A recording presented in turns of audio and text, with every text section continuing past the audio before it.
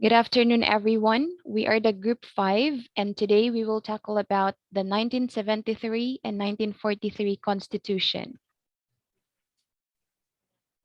Here are the table of contents. First, historical background of the 1973 Constitution. Second, issues of the 1973 Constitution. Third, historical background of the 1943 Constitution. And fourth, issues of the 1943 Constitution. So first, I am going to tackle about the historical background of the 1973 Constitution. So the 1973 Constitution was drafted amidst turbulent times for the Philippines, no? Growing unrest and dissent against the administration of then President Ferdinand Marcos was growing. So he declared martial law on September 21, 1972. So supposedly to quell the growing communist unrest in the country, but this led to Marcos staying in power indefinitely, and this period also led to the arrest, torture, and deaths of many Marcos opposition figures such as Ninoy Aquino, Jose Capepe Diokno, and Sergio Osmeña III. So the Constitution was drafted in 1971 but only approved by the people on January 17, 1973 via barangay assemblies, where people were tasked to line up at barangay centers under the pretext that they would be giving away free rice. Kuno. There was no formal plebiscite ever conducted to approve the 1973 Constitution, and thus the legality of the said approval was questioned before the Supreme Court. So again, this was ratified and proclaimed on 1973. Bisag grabe ang protesta, no? Then Congress was abolished pagyud and was replaced by an elected unicameral National Assembly known as Batasang Pambansa. So meaning, kung wala na yung Congress, every bill or every plan, every plano ni Marcos kay mo'y mahimong law. So why mahimo ang mga tao? So maunang kuan, grabe ang protesta. So kuan pagyud ang reason aning kuan 1972 Constitution kay grabe daw ang communist kato ang gi-ambush si Enrile, but knowing wala di tinuura gi-ambush si Enrile, so ingon ana ang kuan ang lies behind 1973 Constitution. And now we are going to tackle about the issues of the 1973 Constitution. Let's have first the social issues.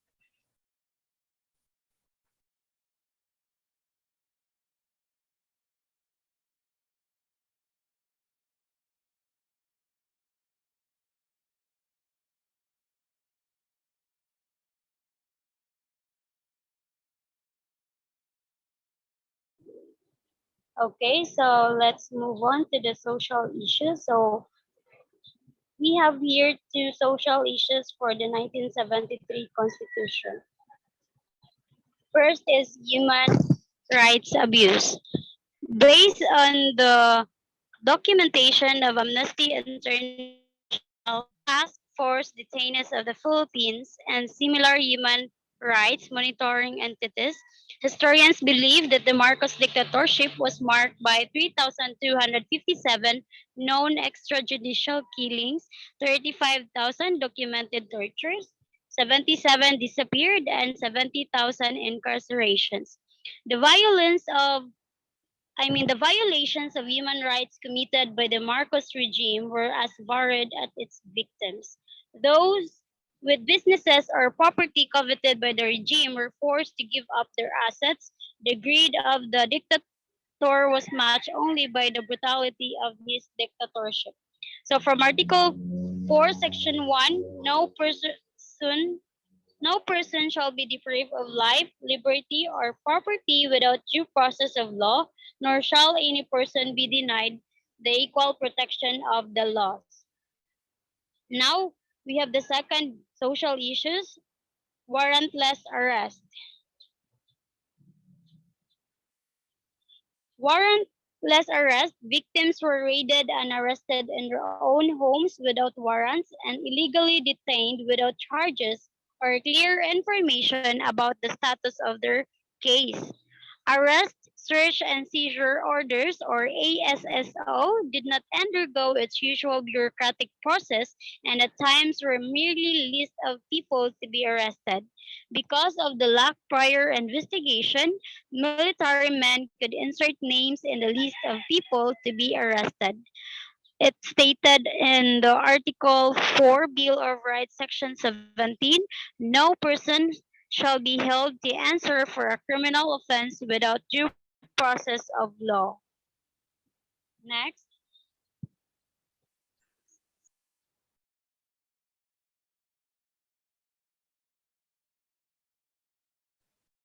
So in September 1972, Marcos declared martial law, claiming that it was the last defense of the rising against the disorder caused by the increasing violent student demonstration. So the alleged threats of communist insurgency by the new Communist Party of the Philippines, or CPP, and the Muslim separatist movement of the Moro National Liberation Front. So as we can see, he declared martial law in with the reason nga naa ko gusto mo sakop or mga communists nga nanghilabot sa government. But several factors and events in the Philippine history contributed to the rise in student activism during that time. So in fact, economic decline, rising unemployment rates, and the growth of intra-elite conflict or struggle for power has provided a political mechanism for reshaping and influencing and the legislative processes and powers of to satisfy the self-interest of power seekers. And also internal dissension or disagreement and disruption all played a role in the rise of the student activism in the Philippines. So next. So one of his first actions was to arrest opposition politicians in Congress, the Constitutional Convention.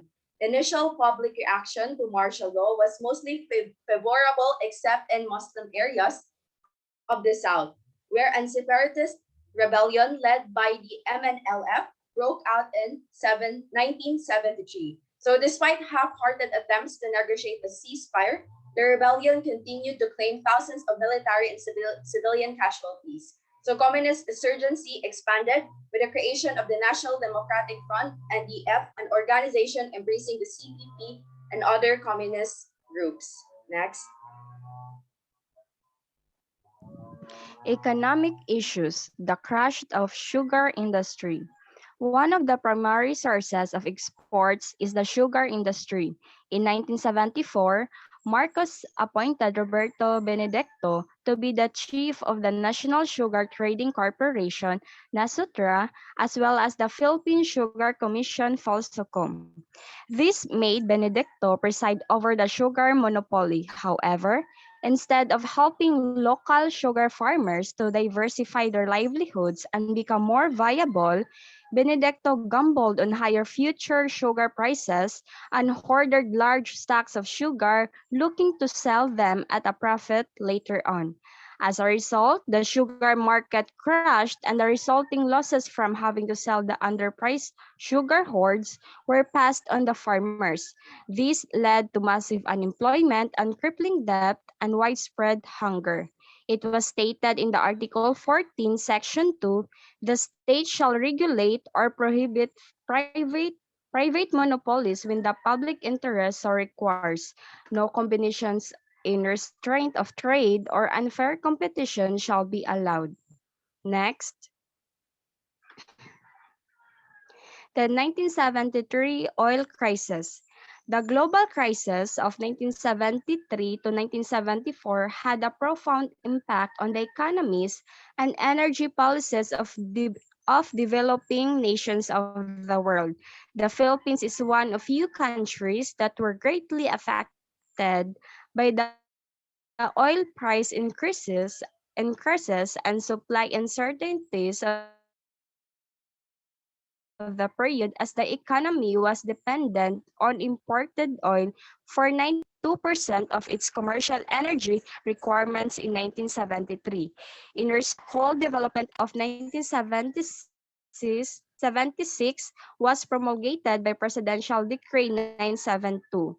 The increasing cost of imported crude oil imposes an unduly heavy demand on the country's international reserves, thereby making it imperative for the government to pursue actively the exploration, development, and exploitation of indigenous energy resources.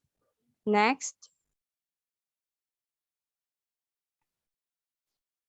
We have here cultural issues. First is martial law and music. During martial law, music industry was monitored by the Broadcast Media Council.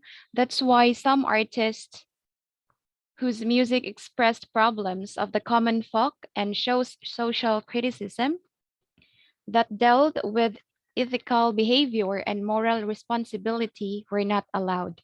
Music was a way of the Marcos government to draw public support from all over the Philippines.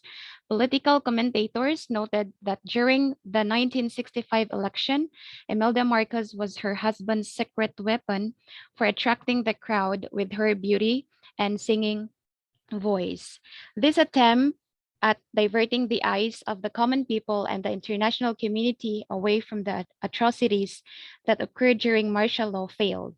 Even so, it is important to note the importance of music in politics through Mrs. Marcos' actions as an example of how the government helped shape Philippine music.